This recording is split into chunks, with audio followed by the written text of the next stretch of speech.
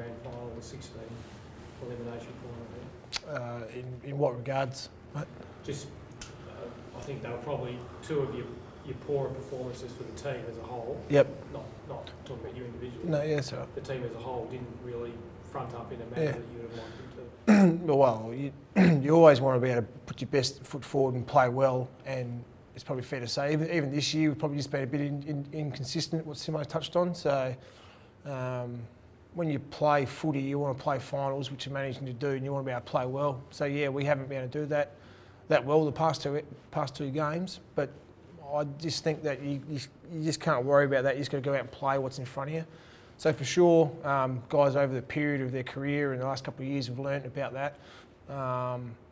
So I think it's in a good state, but really you just got to go out and play to win and play as hard as you can. That's all you have to do. So are those learnings mental or physical? Oh, well, both, because I think it's a little bit of, blokes talked about last year, but football in general, doesn't matter if it's country footy, AFL, final or not, you have to rock up and make it happen. It doesn't just happen. So I think we've done that reasonably well since the bye. Is gone out and made sure that you can start well and keep going, and that's what we'll be trying to do. Why does this year feel different to last year? I mean, why do you think you can beat Port? And obviously, last year the disappointment of going out elimination final. Yeah, I don't think they're different, because every time we play, especially when you get older, but as a group, we talk about getting the finals is playing well and playing consistent footy. Everyone talks about it, and as I said before, there tends to be a bit more hype around it. It is finals and it is different, for sure. You've got to play better, got to be a bit more, there's a bit more, I suppose, quickness and physicality around the game. So it is different, but we just got to go out there and play well, play as a team, make sure we get prepared well, training this week, and if we do that, I think we'll be fine. So that's what we'll be focusing on. Got some fair forwards for you guys to contend with as well. How do you see those matchups going? Yeah, they I think against Port Adelaide kicked 25 goals or something. So they were in some pretty good form, especially the past 3 weeks. Dixon's such a big presence, and they got a couple of smalls, both the Grey boys, Wingard as well. So we need to play well, but I think that's the best thing about backline at the moment is we work together well, but also if you manage to get isolated in a one-on-one contest, I think we do pretty well. So it's all about a bit of the supply coming in. You don't want it coming in as much, and you want a bit of pressure on it. But if that's not the case, you just got to do the best you can do. What's your main message as captain to the blokes this week? A bit before, as I touched on, is I suppose it's making every post a winner. So just because it's a final doesn't mean you have to prepare differently. Yes, you'd be a bit more diligent with what you're doing, but you should always be doing that throughout the whole year. And basically, you've got to take the game on to win, pretty much. If you're just going out there to participate, or let's see how we go, or let's just try to hold up, that doesn't work. You've got to play to win. So sometimes they'll get momentum, and you just got to slow it down a bit, but going out with a positive mind frame to win. Shannon, just in terms of the back line as a unit, it seems to have held up really well this year. What have you made of? Yeah, reasonably well, and that's what we just tried to talk about. I think we've got a reasonably mature group down there. Yes, we've had Cole come through, Nelson, Duggan as well.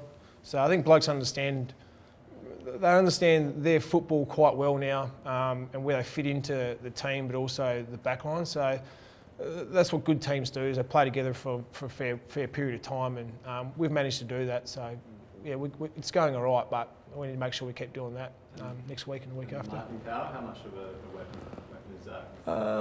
Yeah, it is reasonably now, I think, in football today. I mean, it used to be about spoiling and get out of bounds and that stuff, but now if you can mark the ball, intercept, it is such a big weapon. So we've got blokes that can mark the ball and read the ball pretty well, but if you've got to kill the ball, you've got to kill the ball as well. I think blokes find the balance pretty well. Your first season, you were a grand final captain. You were a better captain now, and if so, I'm not. Well, I think you naturally, providing you learn, you become a bit better, and I think that's because you've been through a few more situations. You're a bit older, understand, I suppose, more about what to discuss, what you can leave alone, what gets best out of players, and I probably think I've learnt that along the way. So I'd like to think that's probably made me a bit better. But I think that's just a bit of a natural progression if you're trying to learn.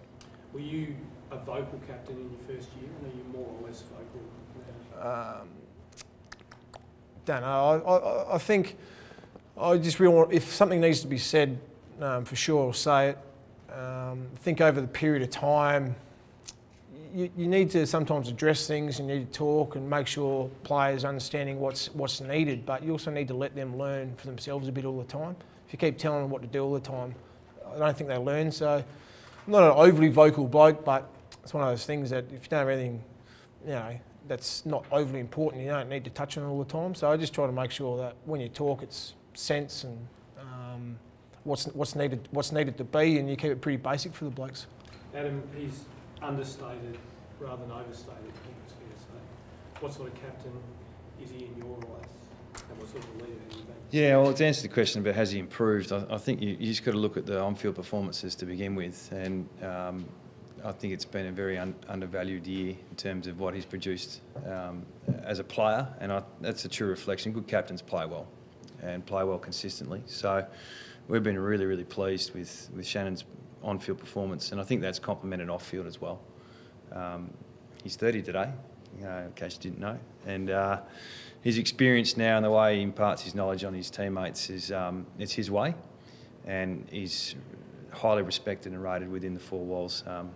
The fact is, he doesn't get out there and announce himself to the point where he's got a massive profile. I don't think that's our aim.